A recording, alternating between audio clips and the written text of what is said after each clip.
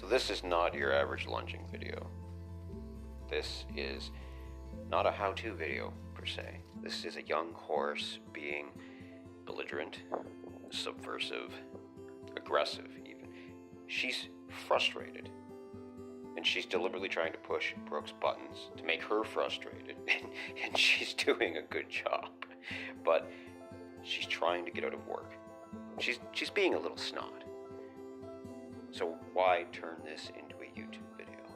Because working with horses is not a series of sunny day romps through fields of wildflowers. I mean, you might, if you work with green horses long enough, one day get dragged through a field of wildflowers, but there will always be days like this, where your horse doesn't do what the horses in the books and training videos do when they try and turn a simple exercise into a fight. And I always try to steer a horse away from the sort of direct confrontation that spins out into a fight, into an all-out war. Horses and people learn best when they're relaxed and accepting, but sometimes this happens.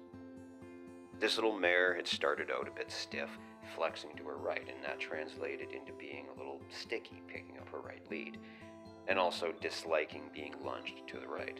And dislike might even be too soft a word. And so trying to fix the lead issue on the ground had become a series of arguments that eventually translated into problems with the saddle, quitting when she didn't feel like working anymore. And to be clear, folks, this is my horse. At the time this was filmed, Jess was a 4-year-old mare, a little green, but not by any means unbroke. At this point, she was doing sliding stops, rollbacks, and spins, but that right lead reluctance was a problem I couldn't fix in the saddle, and trying was souring everything else, and it came to this. I asked my wife Brooke to work her so I could get an outside perspective. And I would encourage everyone to do this at some point. It's a valuable tool. Even if it's just setting up a camera to film yourself, it's tremendously helpful to see what you or the horse is doing from a vantage point outside of the saddle. Despite lateral flexion exercises being part of her daily routine from early on, the problem she was having stemmed from physical stiffness, a lack of flexibility, or an otherwise reluctance to bend her rib cage to the right. And that translated eventually to being heavier on the front end, being unable to engage and use those hindquarters and begin the canter on the right lead when she was moving to the right, which is usually the way you're going when you ask for a right lead. Now you can see right there she picked it up, but she's not happy about it. And she's stiff as a pine knot, a lot more verticality to her canter than she should have. Did you see how Brooke did that? Let's see that again. As she comes around to the long wall, Brooke gives her her head, asks for the canter, and at the same time chases her a bit with the end of the rope. As a result, Jess straightens out, engages her hindquarters, and picks up the lead. But like I said, she's stiff. She can only hold it for so long. Sooner or later, she'll lose the lead, or the canter, or just get frustrated, and rather than let it come to that, Brooke brings her down to a trot. There's no point in pushing a horse into a fight, especially after she's had a little success. Keep in mind, Jess is an Appaloosa, a great-granddaughter of High Sign, and the daughter of something wildly unpleasant from Alberta. There's no shortage of fight in this horse. She decides she's had enough trotting to the right and tries to switch back. Brooke cuts her off, at which point Jess makes several attempts to leave the building. She's done this before. In fact, she once caught me off guard, bolted out of the arena, made 2 laps of the barn, headed down to the woods, out to her paddock, and did a 20-foot sliding stop at the gate, all while trailing the lunch line.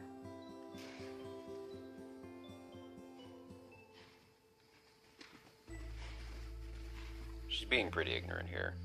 At this point, Brooke's just trying to get her to settle down and stand still, to turn and face her. Use her eyes, use her brain, calm down. You can't accomplish anything while your horse is breathing fire and intent on leaving Middle Earth.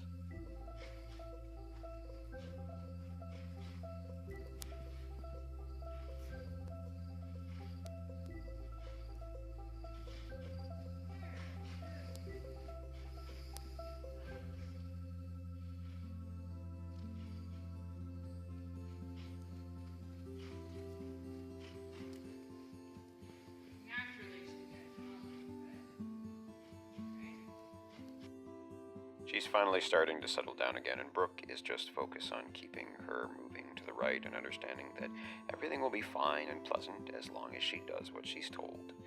She asks her to transition down to a walk, and damn. These are all exercises and commands that she knows, but she goes back to being a little snot again.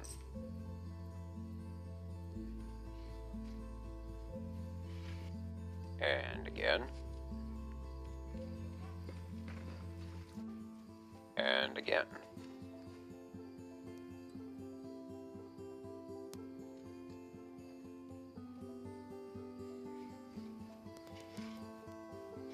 Teaching a horse to transition downward without making a complete stop altogether is a fine button that requires sensitivity, timing, and a light hand. But like I said, this is something Jess already knows. She's literally doing this to be defiant. But that's how it goes. You're going to encounter horses that don't want to cooperate, or don't want to work with certain people, or on certain days. They're not machines. They have moods, especially mares, and they have good days and bad days, like us. And like us, part of growing up is learning to push through all that and get the job done. Now, the point of this session was to work on that right lead, but as often happens, horses change your plans. They will show you what they need, and she needed to work on respect, so that's what Brooke's doing. Controlling her movement, speed, and direction until she complies. A nice stop. She turns, faces her, comes to her, and then walks right through her.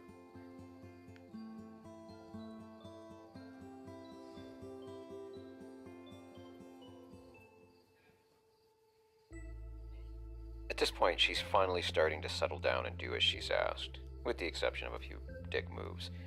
And as much as you want to be a stickler and demand absolute discipline, sometimes with stubborn horses, Appaloosas, it's better to pick your battles and stack with small wins. It'll get you where you're going faster than pushing them into an all-out war.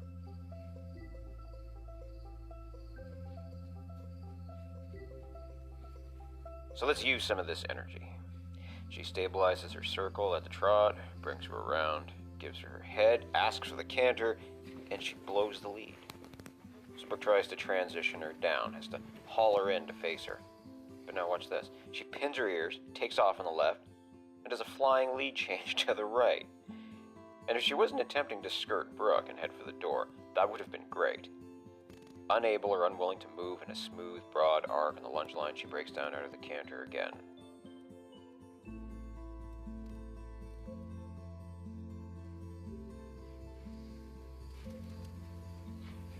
Alright, let's try this again.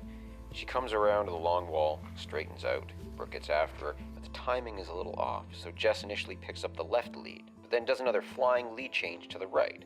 She's getting better. But remember, and this will help a lot when you're teaching flying lead changes in the saddle, if you want to set your horse up for success, you need to ask for the change at the critical moment. Your horse is going to change leads beginning at the rear, at the point where all 4 feet are in the air. So you want to ask just as those hinds have both left the ground. That gives your horse the optimal amount of time to respond and initiate the switch in the back end at full suspension.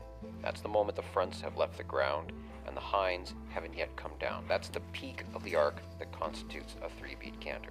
We'll be getting into teaching simple and flying lead changes in a later episode.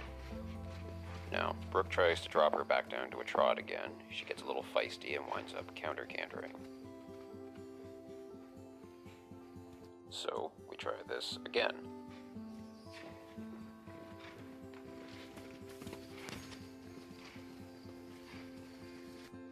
And again. And again.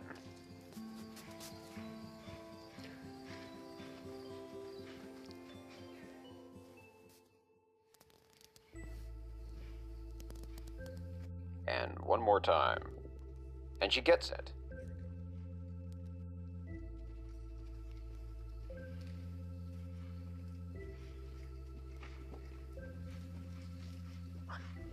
Teaching leads to a horse that's sticky on one side or the other isn't just about communicating which leg to lead with. A horse is an athlete, a dynamic set of moving joints and springs, but with mood swings. Every limb that moves affects the rest of the body, and thus the other 3 limbs. You have to take all of this into consideration, as well as the flexion of the torso and neck when trying to solve problems like this. And keep in mind, this wasn't a cure for her issue. her reluctance to pick up the right lead was just a symptom of a greater problem. Ultimately, we threw her out to pasture for a few months to let her play Mustang with the rest of the herd, during which time she continued growing in an open, dynamic environment that kept her moving, running, sliding, and herding other horses more than she would have going between paddock, stall, and arena.